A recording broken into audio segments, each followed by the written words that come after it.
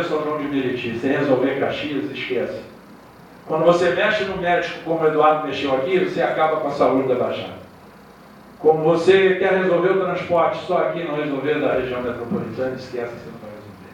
Então essa é a secretaria que a gente precisa dar mais poder e mais forte, que envolva a cidade do Rio, é a Secretaria da Região Metropolitana. Quero aqui agradecer muito a oportunidade e me colocar à disposição para o debate, para qualquer questionamento.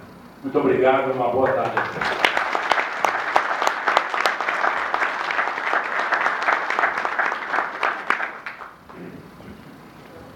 Pedir ao nosso... Pedir ao... Pode ser. Pedir ao... Alô? Pedir ao Rada para passar o microfone aí Está dando ruído aí na... Alô? Não, o meu não é mais não. Aqui não. O Babo já está desconectado. Agora apagou tudo. Alô? Dá para ouvir bem? Alô? Dá para ouvir bem? Alô? Acabou. Leva o celular para baixo aí. Alô? Então o celular do lado. Não, mãe. O Radamés vai, depois do ato circular e as perguntas. Vamos um bloco de, tem sido nos outros, 3, 4 perguntas para a gente objetivar. Está ali o Aécio já inscrito ali. Quero anunciar o vereador Zé Vicente de Niterói, que acabou de chegar. Quero o pessoal de Magé. Pessoal de Magé.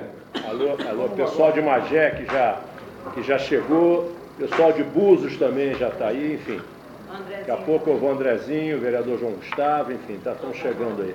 Vamos lá. Meu nome é Eliseu, sou 4 PPS, sou da Associação Brasileira de Orientação Profissional. Das 20 melhores escolas no Enem, embora eu acho que o Enem não avalie muita coisa, todas têm orientação educacional, que é um profissional importante, que ajuda o jovem a escolher profissão e lidar com outras questões. Estou aqui. E hoje a gente tem uma evasão de 50% nos cursos técnicos, de quase 80% nos cursos superiores. E nós temos uma crise nas cidades de região, porque há as empresas e não há mão de obra para lá.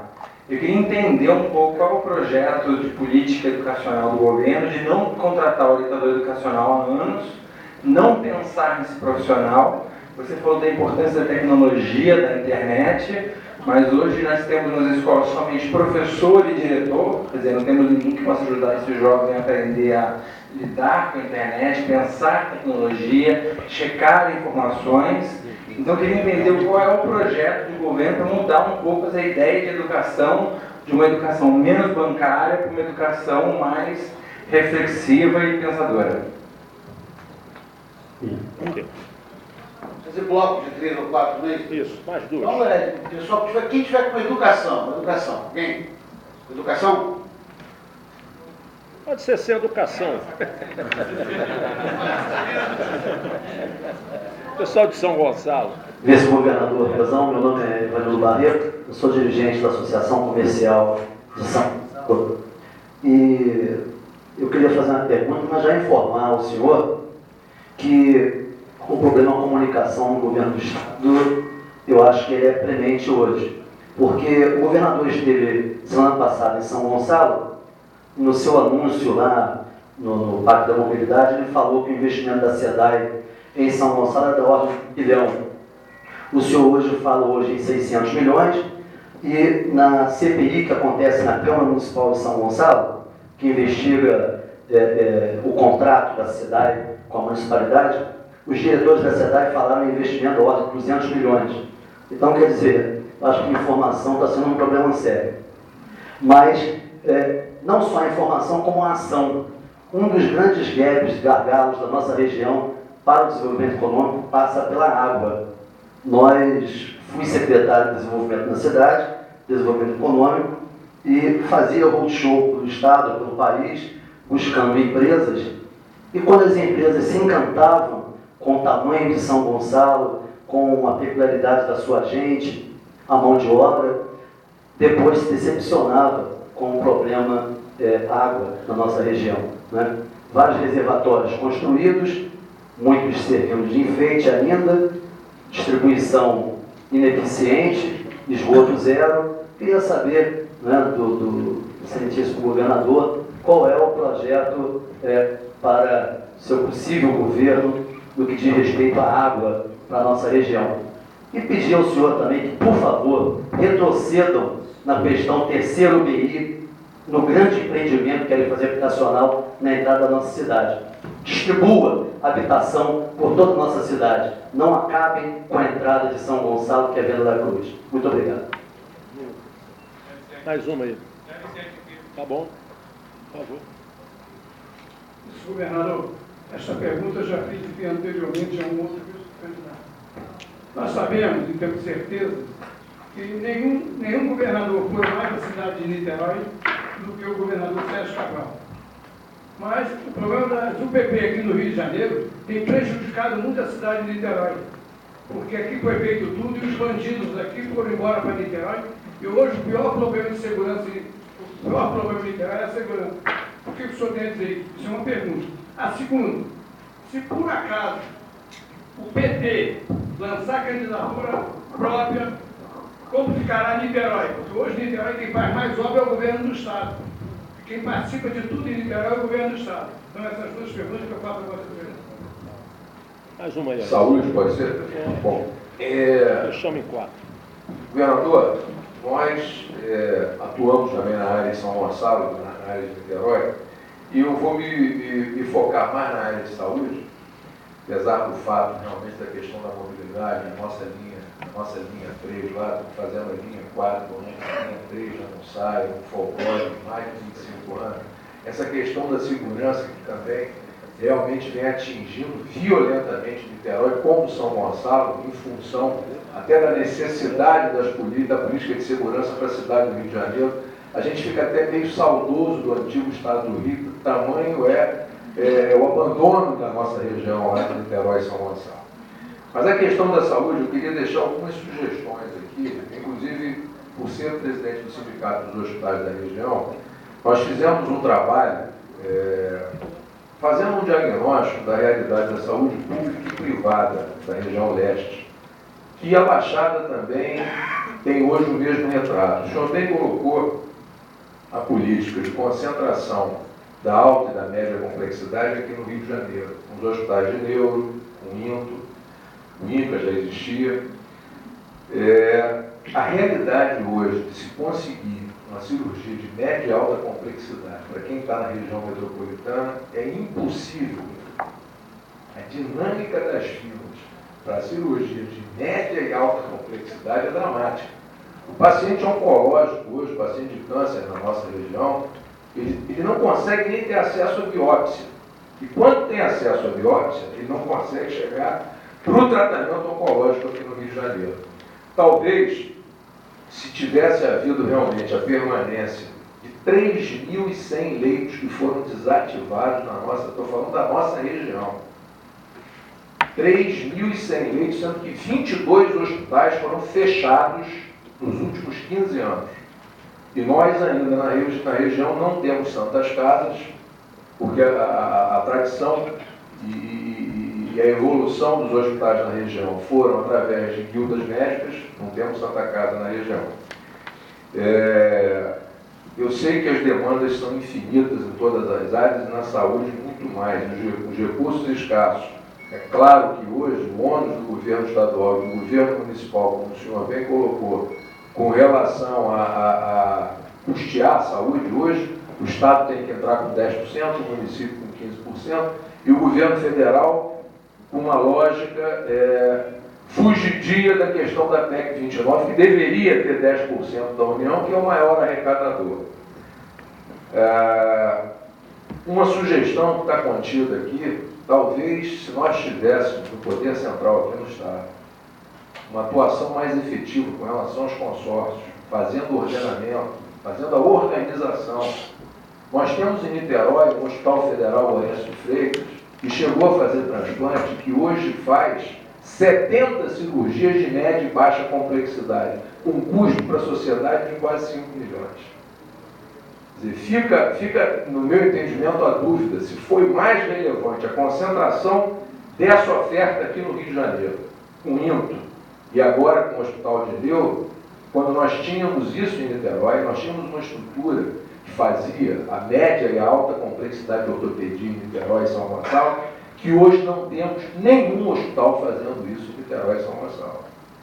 Então, talvez, se houvesse realmente o poder central aqui, coordenando essa dinâmica dos consórcios, não é só em São Gonçalo, não. Estou falando também da região da Baixada, criando realmente uma estrutura de poder que desse empoderamento aos atores municipais realmente para fazer o ordenamento dessa demanda. Então, uma outra e última questão, eu vou passar para a mão do senhor o trabalho que nós realizamos lá, é essa questão da interferência do governo estadual no piso. O piso hoje da área de saúde no Rio de Janeiro é o maior do Brasil, é maior que São Paulo, é 20% maior que São Paulo. Essa interferência nessa relação capital-trabalho, quer dizer, simplesmente os sindicatos patronais do trabalho ficam hoje numa querela eterna e, além de criar um piso, ao invés de ter um piso efetivo, segmentou-se esse piso. Nós chegamos a conversar com o André Correia, tivemos aqui com alguns deputados, porque isso passou a ser um fator complicador no fechamento dos hospitais. É como o senhor bem colocou, quando você tem uma política de saúde aqui na cidade do Rio de Janeiro que não contempla a realidade metropolitana, isso é o caos absoluto, em função da fixação de profissionais nos municípios na iniciativa privada. Então, fica aqui esse trabalho, eu vou entregar ao senhor, até para olhar com cautela se realmente essa política se mantiver sem o estímulo aos consórcios, sem um ordenamento da potencialidade dos hospitais municipais, federais e estaduais. Quer dizer, isso tem que ser visto realmente como um todo. Vou passar as mãos aqui do senhor através do radamento. Muito obrigado. Eliseu, primeiro que eu não tenho programa de governo. Não tenho, estou no governo, dou meus pitacos ali, cuido daí, sou coordenador de infraestrutura do Estado. Mas observo ali, claro, né, perto do trabalho do Isoli, vejo os avanços que teve, vejo as críticas, procuro receber movimentos e ouço muito. Eu vejo hoje, assim, no meu sentimento, eu acho que a gente, uma coisa que a gente está fazendo, e eu acho que a gente tem que aprofundar, é que o ensino médio, ele tenha também um ensino técnico junto, que dê uma perspectiva desse jovem sair dali com uma profissão.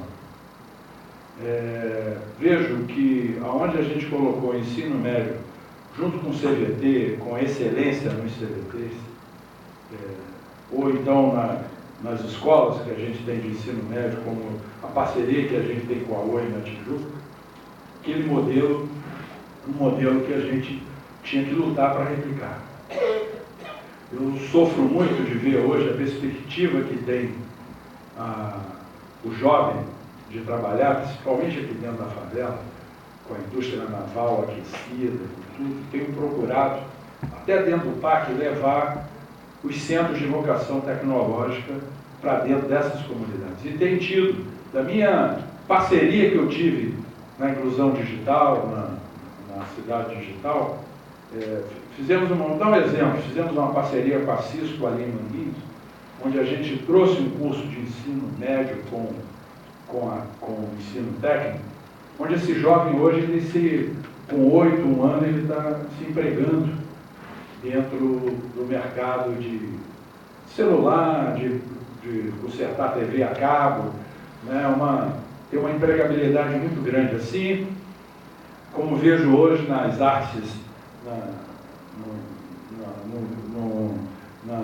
na escola de arte dramática, nossa, a empregabilidade que tem. E um instrumento muito forte que a gente está usando para a evasão, que eu acho que a gente tinha que na evasão escolar, que a gente tinha que aprofundar, que é no programa Renda Melhor, onde a gente pega as famílias de risco abaixo da linha da miséria e está aportando recursos numa caderneta para esse jovem continuar no seu estudo. R$700 quando ele passa no primeiro ano, 900 no segundo e 1.200 no terceiro. Se ele fizer um curso técnico, mais R$1.000 numa caderneta de poupança. E se ele passar, tiver uma média acima de 50 no Enem, dele ganhar mais R$500 numa poupança. E ele acessa, a cada ano que ele passa, 30%. Isso num jovem de uma família abaixo da linha da miséria extrema. É o único programa, eu não falei aqui, a presidenta Dilma fez um desafio aos 27 governadores no Palácio do Planalto, quando lançou o Brasil Sem Miséria. Foi o único governo, só 4 governos do país fizeram essa complementação. Hoje a gente repassa 260 milhões no cartão do Bolsa Família, sem intermediário de vereador, de padre, de pastor, direto no cartão do Bolsa Família, nas famílias abaixo da linha da miséria. Isso está fazendo, a gente tem acompanhado nesses últimos 2 anos, como esse jovem, onde a gente já começou na Baixada, agora a gente está levando para o interior, como esse jovem está permanecendo na escola. Né? Claro que a tecnologia da informação, ela é fundamental e nós não nos preparamos. A rede nossa não está preparada. Por isso que eu falei que é o meu sonho, se eu for governador, eu vou investir maciçamente nessa política. Porque eu vi os avanços que foram proporcionados dentro do meu município. Eu sei que tem muita discussão, mas a gente investe lá no professor, na capacitação, mas a gente não pode deixar esse jovem hoje sem essa ferramenta, principalmente no ensino básico. Para o PAC Mobilidade, né, do investimento que o Evanildo falou, eu acho que bate aqui com o que eu falei. Nós temos, o governador falou em 1 bilhão, eu falei em 600 e mais 400. E a gente tem muitos investimentos ainda, que eu nem computei, porque teria que separar, nos investimentos que a gente vai fazer no programa de despoluição na Baía de Guanabara, que é botar essas estações fantasmas que estavam lá, os reservatórios que estavam sem funcionar, a gente botar para funcionar. Eu acompanhei com o ex-candidato e ex-secretário Adolfo Ponder o abastecimento de água do Distrito Industrial. Hoje a gente está chegando com a água lá. Agora, tem 30, 40 anos, nós fizemos em 4, 5, a gente começou a fazer. Aqueles reservatórios estavam abandonados lá há muitos anos. E a gente colocou esses recursos. Hoje a gente tem 80% de abastecimento de água. E já está contratado, tem mais de 300 quilômetros de tubo hoje, ali perto de Monjolos, daquela região, onde a gente vai botar a rede agora. Barracão já instalado, diversas obras. Tudo que falta nós já contratamos, está contratado com recursos em conta, assim como os recursos do programa de despoluição da Baía de Guanabara. Agora falta projeto. Eu falei aqui no início da minha fala, a SEDAI dava 30 milhões de prejuízo ao mês. Ninguém queria fazer convênio com a CAC. Não tinha um hospital que queria atender o funcionário da SEDAI. Recuperamos a CAC, a prece foi recuperada. Então, não é trivial fazer em 7 anos. Tem falhas, tem erro, a gente tem. Quem dera se eu conseguisse, e se eu for candidato, queria ter feito na Baixada o que eu fiz em São Gonçalo no abastecimento de água. Eu tenho uma dívida grande com a Baixada. Grande. Agora, sou favorável também que tenha parceria público-privada no saneamento, como tem em Niterói. Sou super favorável, o Estado sozinho não tem perna para tocar, assim como na saúde. Então, sou super favorável. Quero que a gente evolua. E se eu for governador, vou evoluir. Já falei com a SEDAI, já falo para os funcionários, falo sempre. Se a gente não tiver parceria público-privada, você não anda. Não anda, não dá perna. Não tem perna. Então, o terceiro PI, nós compramos naquele sufoco. A gente só chega na hora do sufoco. A cidade está lá, assim como foi o Bumba. A gente chega para apagar um incêndio. Foi a área que a gente tinha visto com o exército, que estava saindo de lá e ofereceu para a gente. Agora, se a cidade, quem vai determinar é a cidade. Eu acho que eu fui muito claro aqui na força que tem no município. E quanto que a gente vai respeitar o dono do território. Longe de mim chegar e enfiar pela goela do morador de São Gonçalo uma coisa que ele não queira. Longe de mim. Agora a gente, nós já fizemos diversas. Vicente Loureiro foi lá diversas vezes. Não foi lá para impor. Não impôs tanto que a gente não começou. Desinformado. Não, Vicente é um técnico altamente qualificado. Eu estava lá. Conhece região metropolitana como ninguém. Agora, e a gente não começou. Longe da gente fazer uma ação que a cidade não queira. Agora, não pode morar dentro do manguezal como as pessoas moram. Isso ficou lá. Na hora de você ocupar o manguezal, ninguém reage. Ninguém reage. Tem bairros de São Gonçalo que ficam debaixo d'água todo ano. Todo ano. Agora, onde coloca a pessoa? Quando você tira, você é nazista. Agora, deixar a pessoa ali todo ano debaixo d'água, será que é direito? Nós temos um instrumento hoje, graças a Deus, a um brasileiro que conheceu a dificuldade, que foi o presidente Lula, e colocou Minha Casa Minha Vida. Se a gente é um instrumento que nunca teve no país financiar 0 a 3 salários mínimos. Quem dera se na minha época eu fui prefeito tivesse um instrumento desse. Eu acabava com a ocupação irregular. Nunca teve financiamento, nem no BNH para 0 a 3. A gente tem que discutir, nós temos que tirar as pessoas e botar no Minha Casa Minha Vida. Não é remoção, entendeu? Não é você tirar uma pessoa que mora há 50 anos, mas não dá, porque quando chega a conta, quando cai nas costas do poder público. E São Gonçalo, eu estou nesses 6 anos, eu peguei umas 4 enchentes ali, em Salgueiro, em diversos lugares, que as pessoas ficam debaixo d'água. Perdem tudo, todo ano. Então tem que arranjar um local. Tem que arranjar um local. Todo mundo bom. Zé Vicente, segurança de Niterói está no nosso norte, nós vamos chegar lá. Eu falei aqui, não sei se você estava no início, Beltrame é que determina. Hoje você tem o chefe do Estado-Maior da Força Militar, que é de Niterói, estava até lá em Niterói, o Coronel Paulo. A gente sabe que a gente tem que chegar. Nós vamos chegar rapidamente. Agora, quem determina é o secretário. Eu e o Sérgio não podemos chegar lá e ficar dando palpite nem ir pelo viés eleitoral. Era muito fácil para a gente chegar lá, vamos fazer um PP em Niterói, vamos fazer um PP na São João de Meriti, no Belfor Roxo, que o bicho está pegando, Comando Vermelho, está tudo monitorado. Agora, quando eles saem, eles perdem território. Não podia ficar aqui no Alemão, na Rocinha, onde ninguém entrava. E era o hub do crime. Roubava um carro e levava para lá, igual ontem. A gente ameaçou entrar na Maré. Foi um apocalipse. Juntou todas as forças contrárias, né, da esquerda à direita. E ali está uma parte do hub. Está ali. Você viu ontem, tinha quase que uma indústria automobilística lá dentro. Roubam-se os carros e levam para ali. Então tem que ir monitorando. A gente tem um serviço de inteligência que, como eu falei, o orçamento nosso que tem hoje investido é muito pesado. Nós vamos chegar em Niterói. Nós vamos chegar agora, chegar para ficar. Não adianta entrar lá e fazer o que o Bob fazia. Chegar lá, trocava tiro, tirava, ficava 2 dias pacificado, saía, voltava tudo. Não adianta. Isso já se mostrou que nunca resolveu o problema. Nós temos que entrar, ter soldado para ficar. Nós temos mais 2.200 policiais até dezembro se formando. 2.600. Nós vamos continuar ocupados.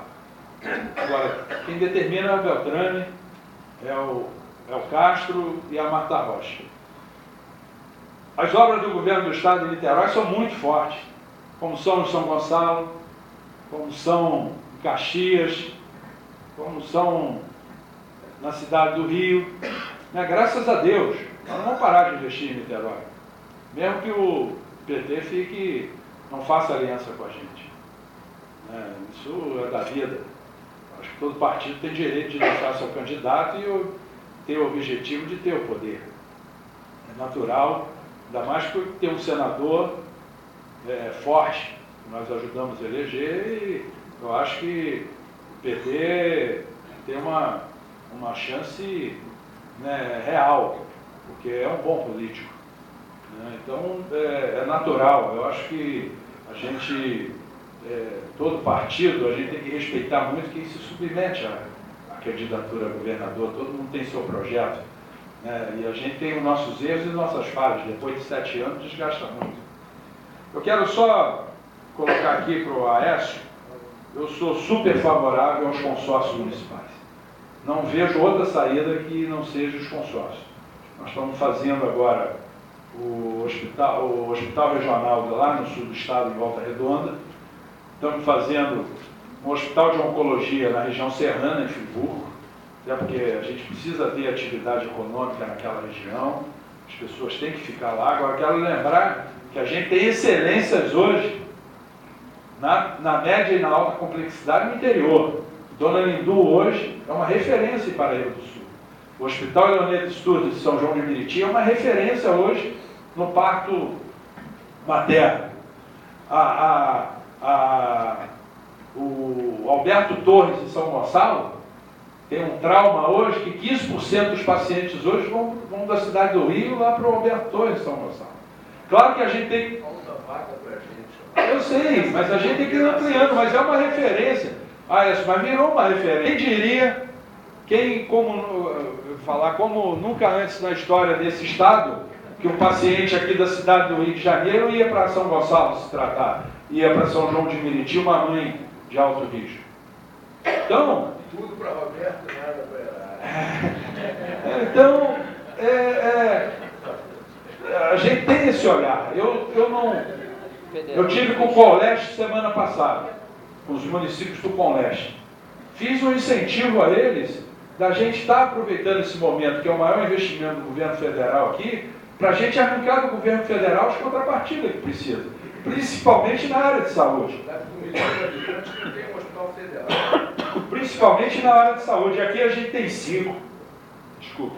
E a gente aqui tem 5 que funciona hoje, infelizmente, com 5 bilhões e 800 mil reais do governo federal para cuidar da saúde, de repasse para esses hospitais, e a gente vê o que está vendo lá no fundão. Eu vou canalizar todos os meus esforços para sentar com o prefeito da cidade, com o secretário de saúde do estado, com o ministro da saúde, para a gente resolver isso. A gente tem que descentralizar. Eu só acredito na saúde com o consórcio de saúde. Não adianta cada prefeito hoje ter o seu hospital, isso é a falência. A gente tem que ter referências em cada cidade. Referências em cada cidade. Eu tenho consciência disso. E quero aqui pedir ao Ponte, que é um estudioso, ao Nancy, que é um médico,